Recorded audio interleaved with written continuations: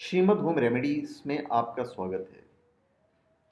और हम आपको बताएंगे कि शालिग्राम की पूजा या उपासना कह लीजिए तो शालिग्राम की पूजा करने से क्या मिलता है।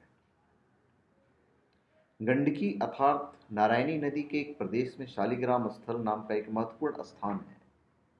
वहां से निकलने वाले पत्थर को शालिग्राम कहते हैं। शालिग्राम शिला के स्पर्श मात्र से करोड़ों जन्मों का पाप का नाश हो जाता है। यदि उसका पूजन किया जाए तब तो उसके फल के विषय में कहना ही क्या है। यह भगवान के समीप पहुंचाने वाला होता है। पहले शालिग्राम शिला की परीक्षा करनी चाहिए। यदि वह काली और चिकनी हो तो बहुत उत्तम होती है। यदि उसकी कालीमा कुछ कम हो तो मध्यम श्रेणी की मानी गई है। और यदि उसमें दूसरे किसी रंग का सम्मिश्रण हो तो मिश्रित फल प्रदान करने वाली होती है।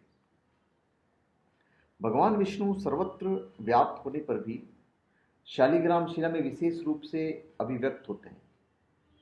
जो प्रतिदिन द्वारका की शिला गोमती चक्र से युक्त 12 शालिग्राम मूर्तियों का पूजन करता है वो वैकुंठ लोक में प्रतिष्ठित होता है।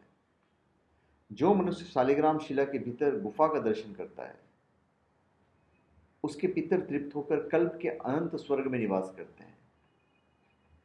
शालिग्राम स्थल से प्रकट हुए भगवान शालिग्राम और द्वारका से प्रकट हुए गोमती चक्र, इन दोनों देवताओं का जहां समागमन होता है वहां मोक्ष मिलने में तनिक भी संदेह नहीं है। द्वारका से प्रकट हुए गोमती चक्र से युक्त अनेकों चक्र से चिह्नित तथा चक्रासन शिला के समान आकार वाले भगवान शालिग्राम साक्षात चित स्वरूप निरंजन परमात्मा ही है।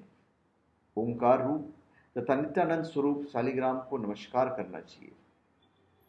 तो ये है कि आपको मोक्ष की प्राप्ति होगी, वैकुंठ की प्राप्ति होगी। आप संसार के सारे सुखों को भोगेंगे अगर आप शालिग्राम की पूजा करते हैं, उपासना करते हैं।